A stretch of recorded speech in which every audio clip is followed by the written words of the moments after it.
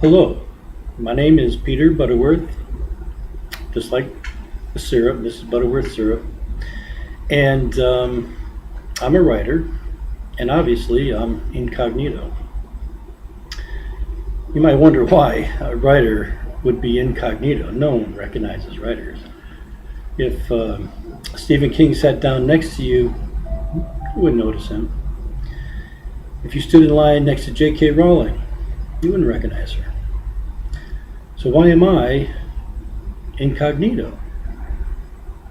I'm never going to be in the position of a J.K. Rowling or Stephen King or many others. But I've done something a little differently than they've done. I wrote a novel that's going to upset a fair amount of people, 4 groups of people. And they're pretty big groups, at least some of the groups. The novel I wrote is entitled The Atlantean King's Quest. It's based in the Bronze Age, the high point of the Bronze Age. And it's going to change the way you think about certain things. The novel itself is based 90% either on real history.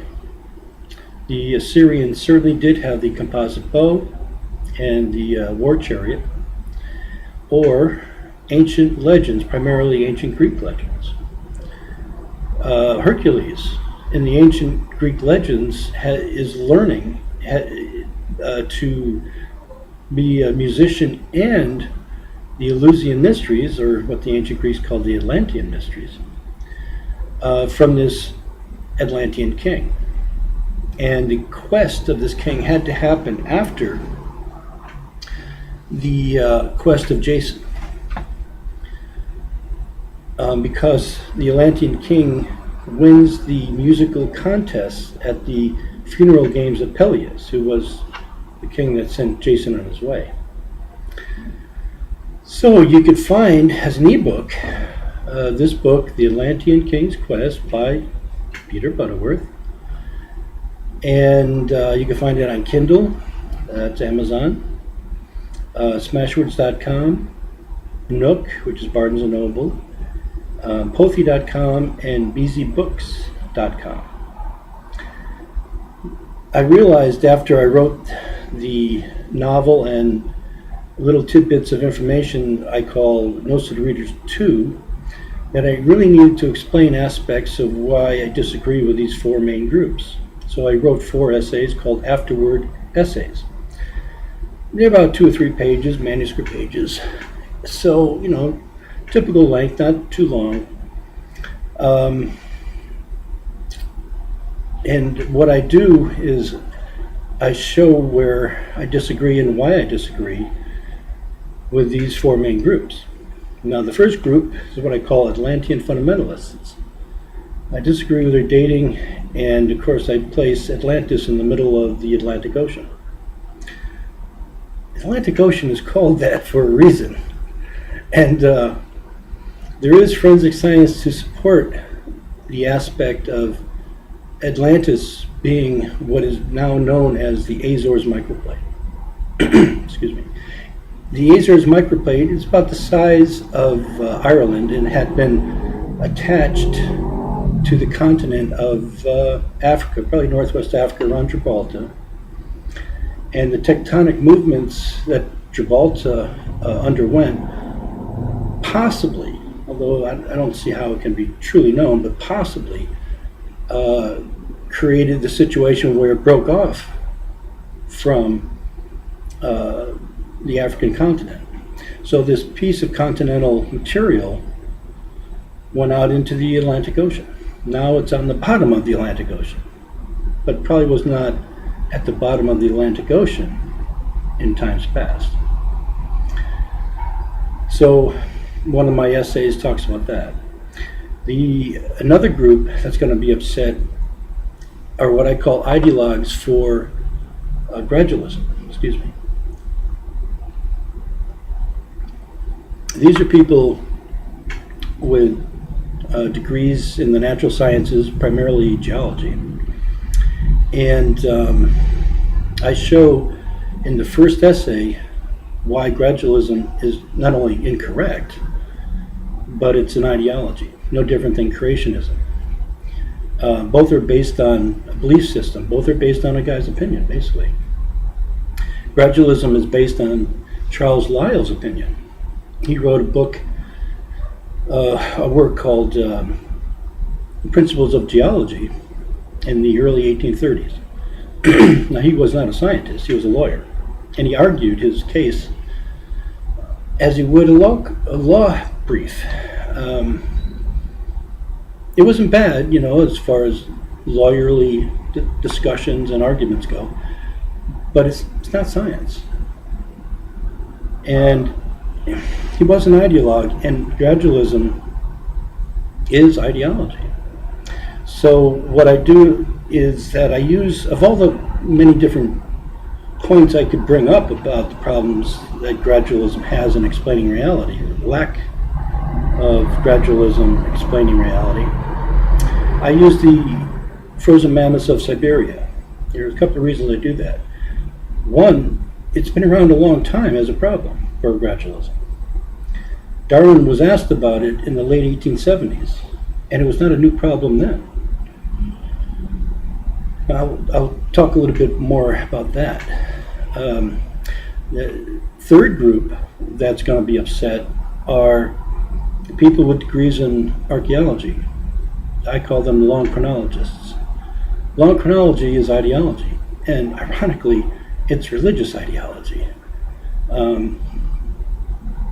So I do talk about that, and I use forensic science to show that it's just not tenable.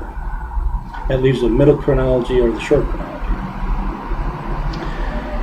The last group is the religious extremists, creationists, fanatics, fundamentalists, zealots, that group. And that group is a dangerous group. Now, all ideologues believe they have a right to hurt you. Today, there are ideologues in politics and religion that go to the extreme of rape, torture, murder. Now, excuse me again, but I'm not going to have to really worry about that as far as the Atlantean fundamentalists, the ideologues for creationism, or for gradualism, or for the long chronology. They're probably not going to do anything more than verbally abuse me.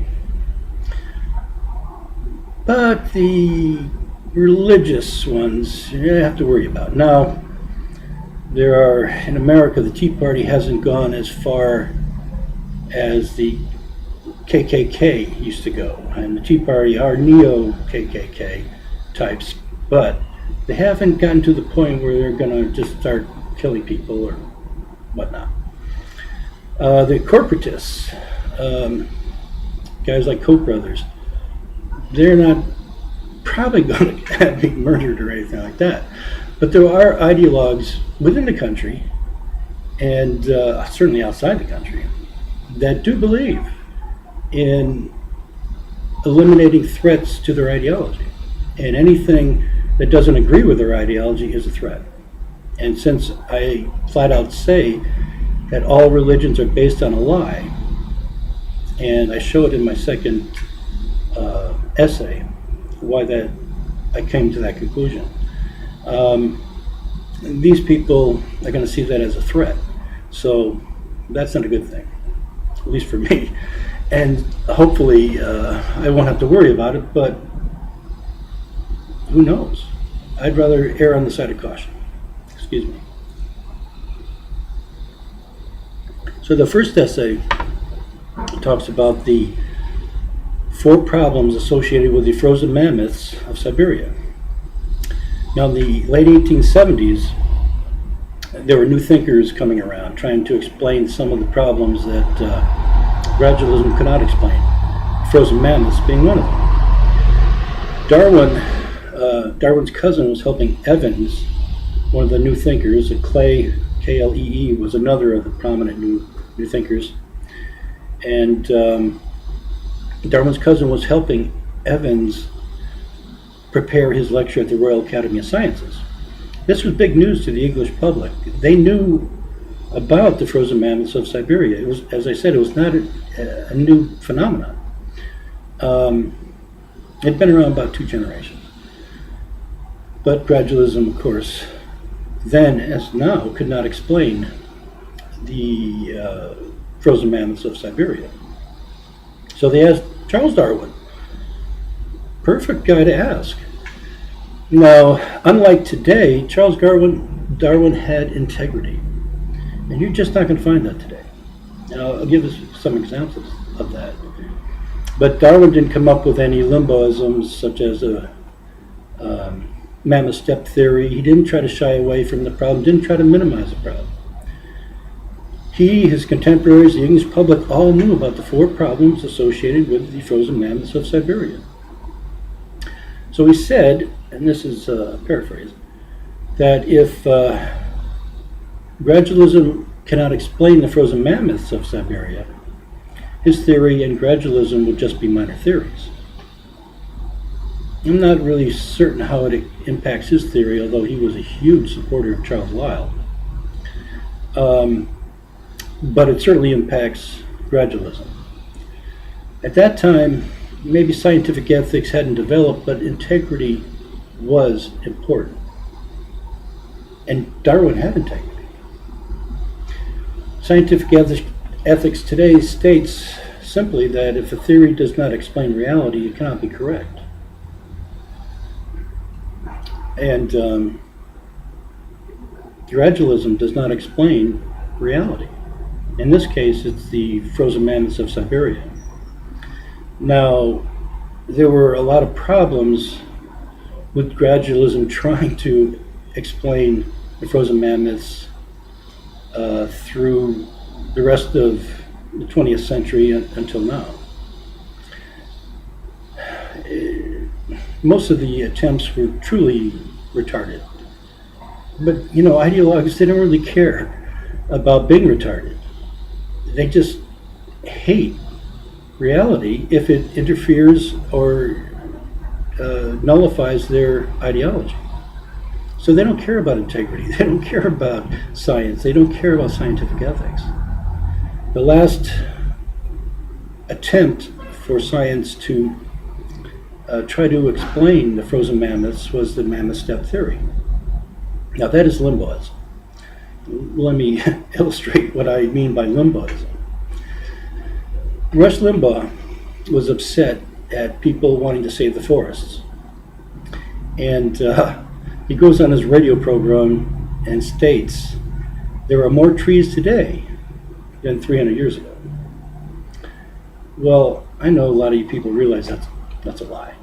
But for those who don't get it quite as quickly, yes, if that statement was unconnected to anything else, it would be true. It would be meaningless. It would have no meaning, but it would be true. But it is connected. It's connected to the discussion of forests.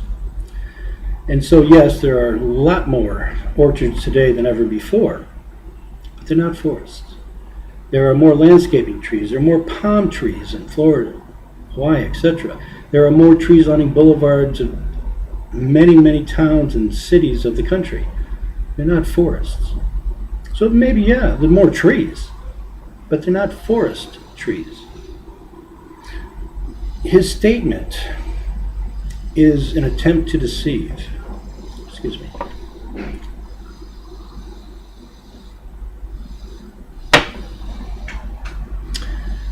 It's an attempt to say, I don't care about reality. I don't care about ethics. I don't care about scientific integrity. He wants to manipulate you through deception. Well, Limbaughism is used more by the academic and scientific community than ever by Rush Limbaugh. Rush is kind of known for it, so I couldn't resist. People without integrity, I just have no respect for. So the mammoth step theory was Limbaughism. It was an attempt to deceive.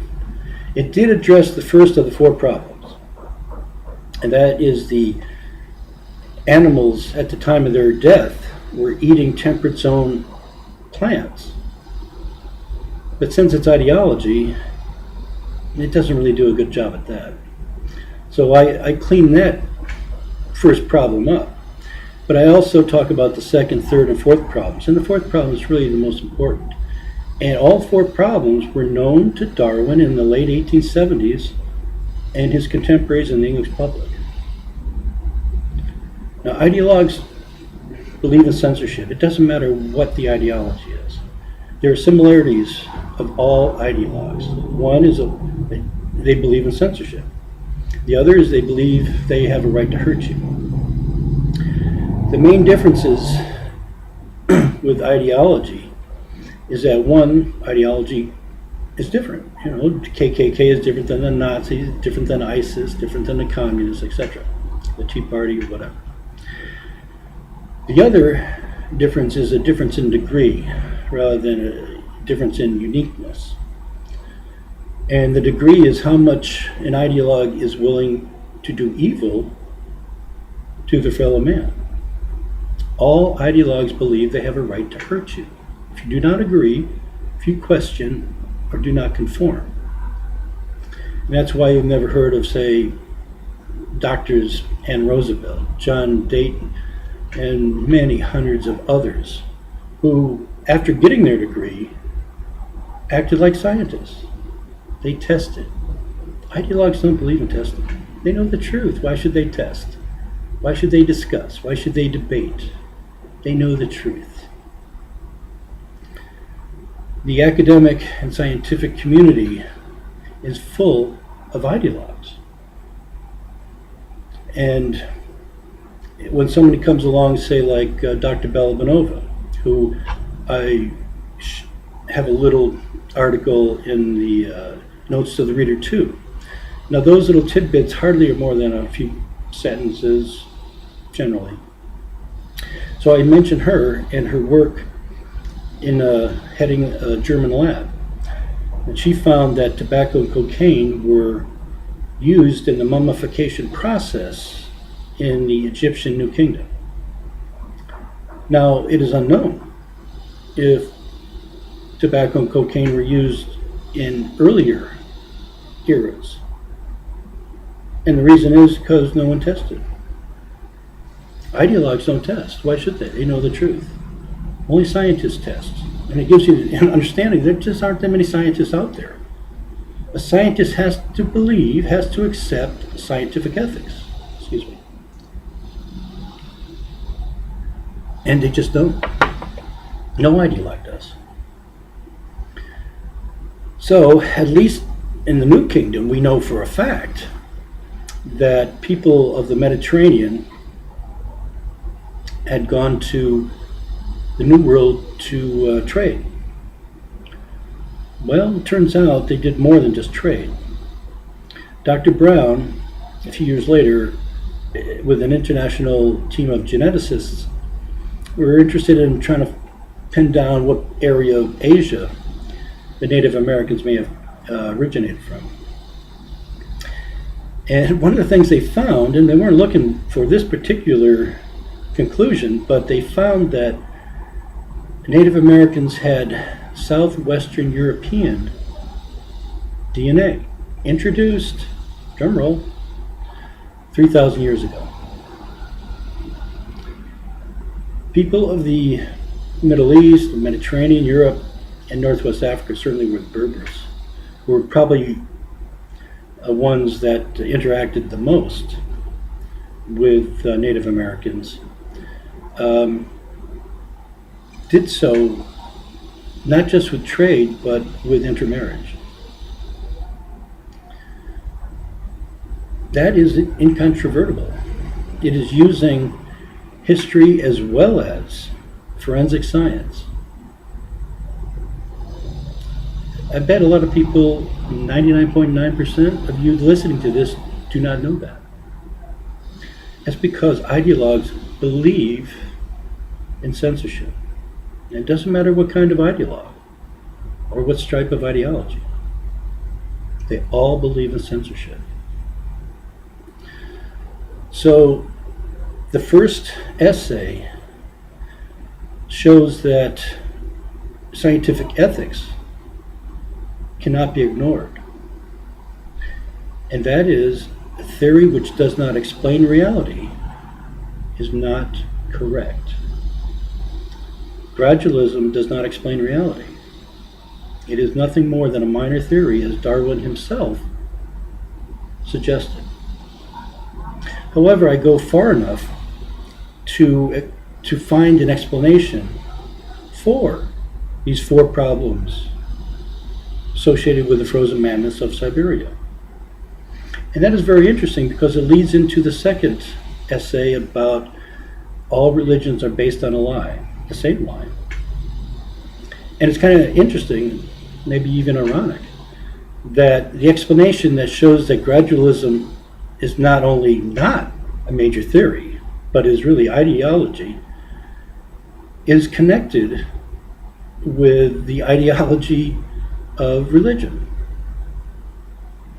Now, I use forensic science in every case that I can. The farther back you go in time, into, say, prehistory, the more difficult it is to use forensic science. There just isn't as much available.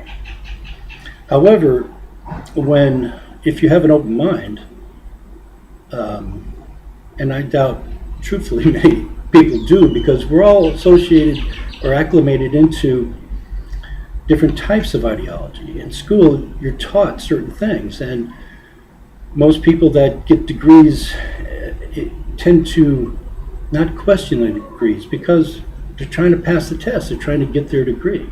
They have to listen, they have to absorb, remember, and regurgitate for the test.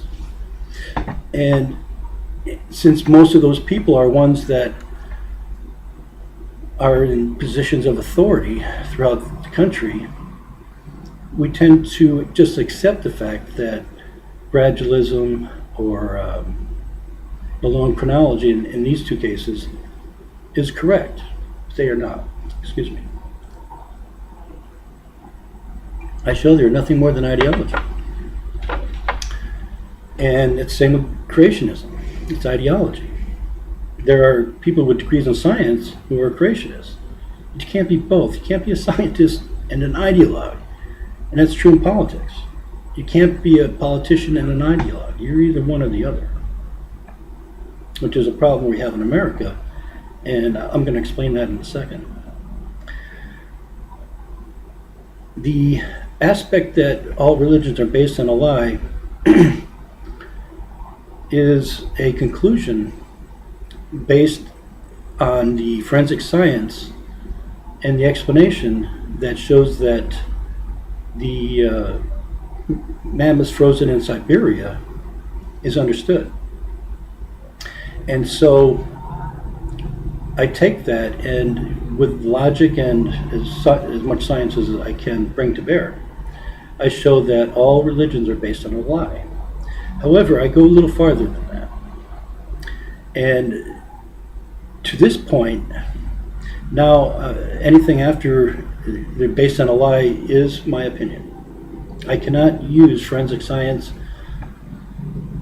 to support that. It's logical, and I think you're going to understand that once you read the first two essays. But if all religions are based on a lie, and I certainly agree that they are, that means that religion is an anathema to God if you believe that God created reality. Now, you don't have to believe that God created reality. There's no law that says you have to believe God is the creator of reality. However, if you do believe that God created reality, then anything that is anti-reality, anything that is a lie, is anti-God. It's an anathema to God. So, religion based on a lie, all religions are based on the same lie, is not the work of God, it's the work of Lucifer. Religions are a lie. Therefore, Lucifer is the one you're embracing by embracing religion. Lucifer, the devil, Satan, Beelzebub. that is the person who would be anti-God. And that's why religion, you have to give up religion if you want to remain a theist. Now, a lot of people are going to be upset with that. One of the aspects that I talk about, especially in my last essay, is the cause and effect of the rise of the right-wing ideologues in controlling the Republican Party and associated with the corporations controlling the Republican Party, especially the right-wing organizations like the Koch brothers and Adelson and whatnot. Now, it doesn't say, I'm not saying that the Democrats aren't under control of big business. They are. But the Democrats do not have ideologues, especially like Tea Party, neo-KKK types, and highly economic ideologues for Reaganism, Friedmanism, voodoo economics, whatever you want to call it, jackboot economics. A little digression, my uncle, who was an economist for Washington for many years, knew Friedman. They were both at Sarah Lawrence together as they were finishing up their PhD. All these ideologues are hateful people. There's no such thing as an ideologue that's not. It's not that an ideologue for gradualism is going to go out and run somebody over or just be hateful and just because they're hateful. They're hateful to anyone who doesn't accept their ideology and who questions their ideology or disagrees with their ideology. However, the Tea Party types and religious and political ideologues are hateful, and you cannot allow them positions of authority because they don't care about you as a human being. They only care about their ideology. Excuse me, last time. So you can't allow ideologues into positions where they have power. I wouldn't allow an ideologue to be a dog catcher.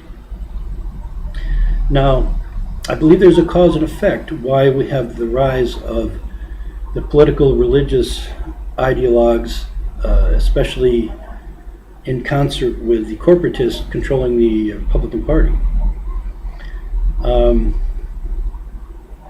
I believe the reason for that effect, and the cause of that effect, is the ideology and the ideologues that dominate the natural sciences, archaeology, etc., the academic and educational institutions. Because all ideologues hate integrity. That's the one thing you can do to expose and to defeat an ideologue, is if integrity is important. Well, no ideologue accepts integrity. They don't accept integrity in the academic and scientific communities. They don't accept scientific ethics. And they certainly don't in what they call news programs like Fox News or CNN. For the most part, these guys are not journalists. They're not there to be journalists. That's not what they're being paid to do. Rush Limbaugh is not a journalist. These people are hateful and negative. And to give you a really quick illustration, is that Paul Ryan came out with a budget. And for a lot of people, you don't know how to read what politicians say, or people in politics say. But the other thing is that you also have to read what they don't say. Now, Paul Ryan said that his budget was good for the country. What he didn't say was even more important, and for those who understand how to read what a politician doesn't say, let me tell you. What he didn't say was that it was good for the people of the country. To ideologues, people are just things. They're items. They're not important.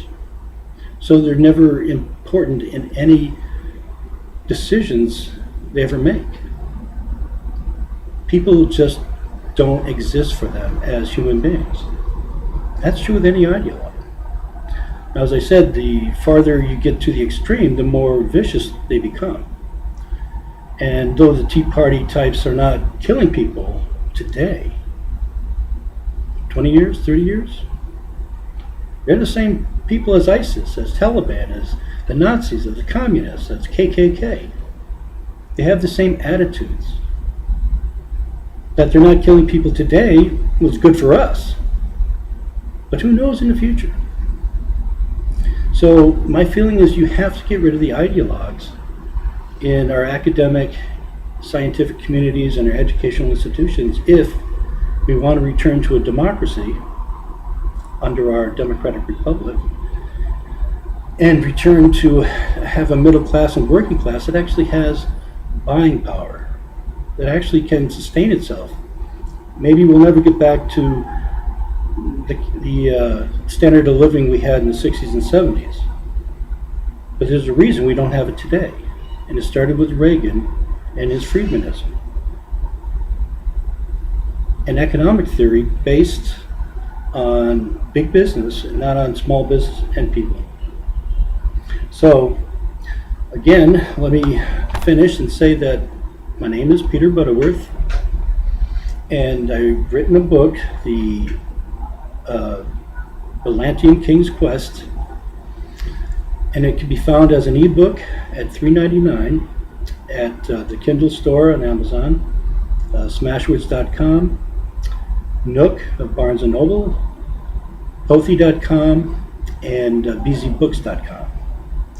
I will say that the Pothy.com and BZBooks.com does not have the latest editing of my essays, but it contains everything else.